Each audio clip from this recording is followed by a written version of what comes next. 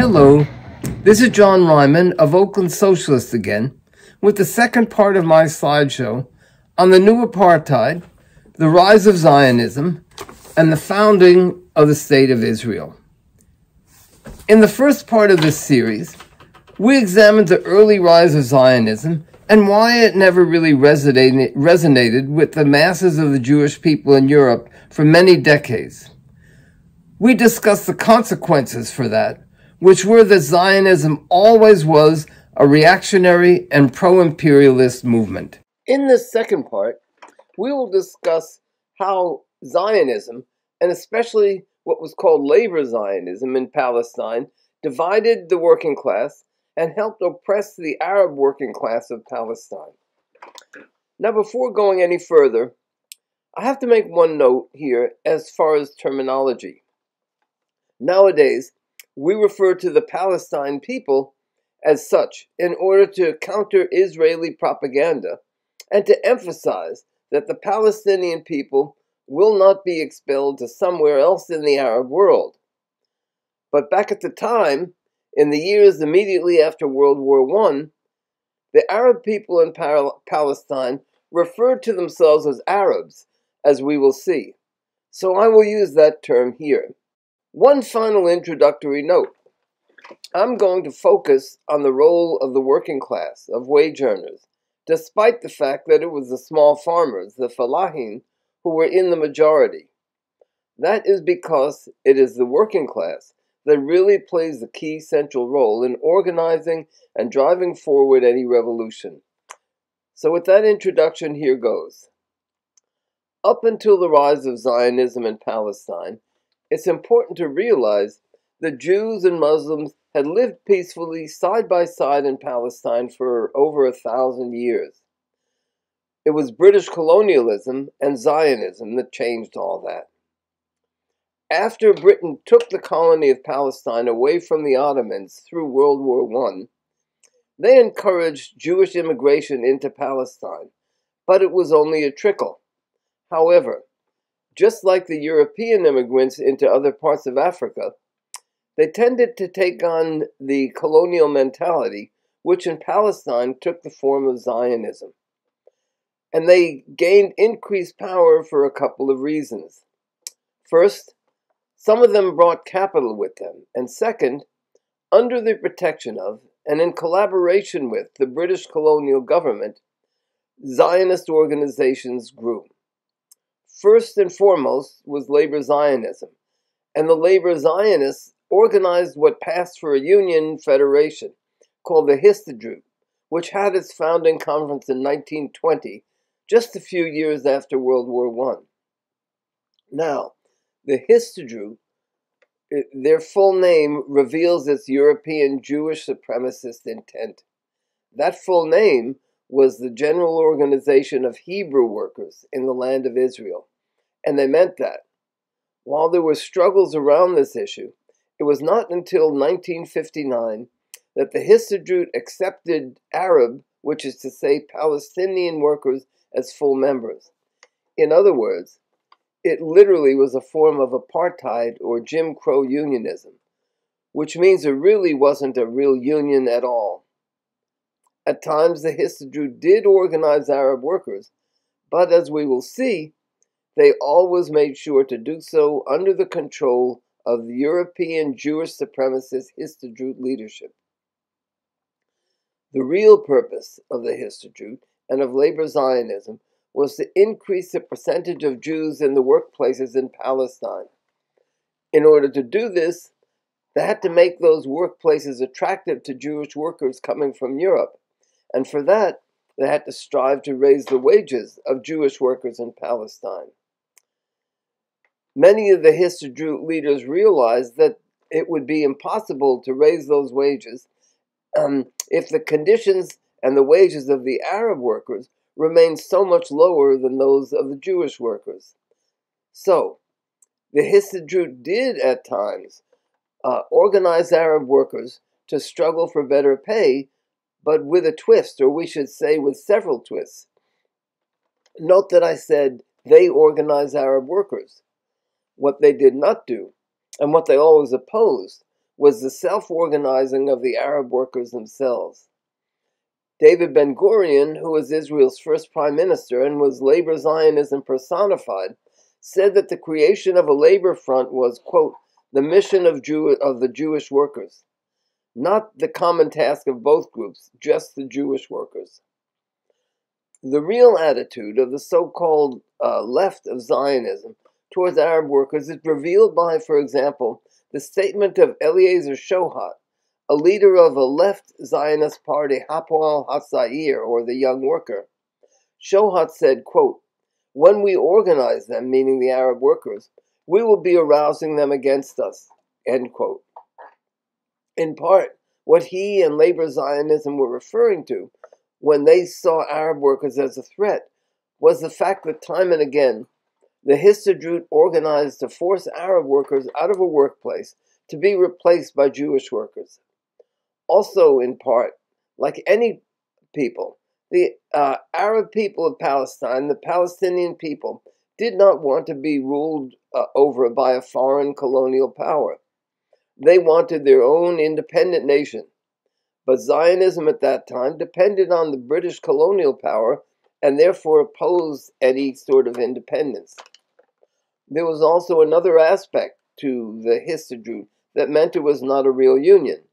That was the fact that despite the fact that it organized Jewish workers, it was also a capitalist employment agency.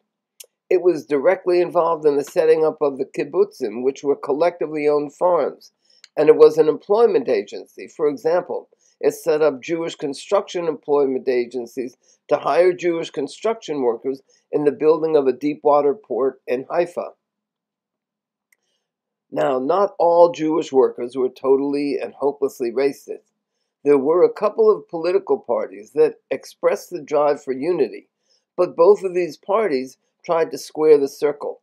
They tried to align Zionism, the creation of a specifically Jewish homeland, with working-class unity. One working-class party in Palestine unequivocally rejected Zionism and tried to help Arab workers organize. That was the Palestinian Communist Party, which functioned as part of the Moscow-based Third International. And here, international events played a huge role. The Russian Revolution had been an inspiration to tens of millions of workers throughout the world. And in the years immediately following the revolution, there was something of a global revolutionary wave. This was the basis of the formation of the Palestine Communist Party. But, number one, that party had to swim against every single other political tendency in Palestine. And also, by the early 1920s, that revolutionary wave was receding, and in my opinion, this lessened the potential for further growth of the Palestine Communist Party. I have to add that the degeneration of the Soviet state and the domination of the bureaucracy also impacted the role of the Palestine Communist Party. Of course, why the Soviet bureaucracy developed in the first place is important, but it's beyond the scope of this presentation. So, now let us look at how these dynamics played out in the railway industry, which was very important in Palestine at that time. And there, a union developed, the Railway Workers Association. It was part of the Histadrut, but it also directly recruited Arab railway workers as full members. And therein lay the problem. The Arab workers reacted to the fact that the parent body, the Histadrut, only accepted Jewish members. So, while some Arab railway workers did join the union, the apartheid position of the Histadrut was a barrier to major recruitment into the railway union. There was a struggle within that union for it to leave the Histadrut. The two left Zionist parties advocated remaining. Only the Palestine Communist Party advocated leaving the Histadrut. This was an uphill battle, if for no other reason than that the Histadrut played a major role in financing the Railway Workers' Union. The Histadrut leadership responded by expelling communists and then getting them fired by the railways. Despite this, by 1924, the 2,400 of 2,400 railway workers, the railway union had 259 members, of which almost half were Arab members. And the Arab members were integrated into the central leadership of the union. But ultimately, with the only ones really organized for true unionism, the communists, either expelled or marginalized, as we will see in the next part of this series, the majority of Arab railway workers felt compelled to turn elsewhere to fight for their rights. Another really clear example of the role of labor Zionism and the history is that of the construction and then the operation of the Nesher cement plant. Construction of that plant started in 1922 and continued through 1924. The construction crew was part Jewish and also part Egyptian Arab immigrants. The latter were, of course, paid much less. Through its divisive role, the Histadrut succeeded in getting that crew to be all Jewish. But that was not the end of the story. When Nesher opened in 1925, the plant employed only Jewish workers. But the quarry that supplied the raw material employed both Jewish and Egyptian Arab workers. The Histadrut organized and tried to get that crew to be all Jewish. They failed at that time, but as we will see, they did not give up. Now, here world events once again played a decisive role. In February of 1932, Hitler came to power in Germany. This resulted in a massive increase of Jewish immigrants into Palestine. From the 4,000 Jews who immigrated in 1931, the number swelled to 62,000 in 1935 alone, and the Jewish population of Palestine nearly doubled to 27% overall. There followed an economic boom in Palestine. Global demand for oranges and lemons increased. The Histadrut campaigned to replace the largely Arab farm workers with Jewish farm workers. There was a construction boom. The Histadrut campaigned for employment of Jewish construction workers. There was a boom in shipping exports. The Histadrut campaigned for replacement of Arab dock workers with Jewish dock workers. In all these industries, these campaigns included picketing work sites and even assaults on Arab workers. Fast forward to 1936. By then, the tensions had reached a breaking point, and the Palestinian Arab masses could tolerate it no longer. Neither the oppression of British colonial rule nor the attacks by the representatives of that rule, Zionism. By that time, the Jewish population was close to becoming the majority in Palestine.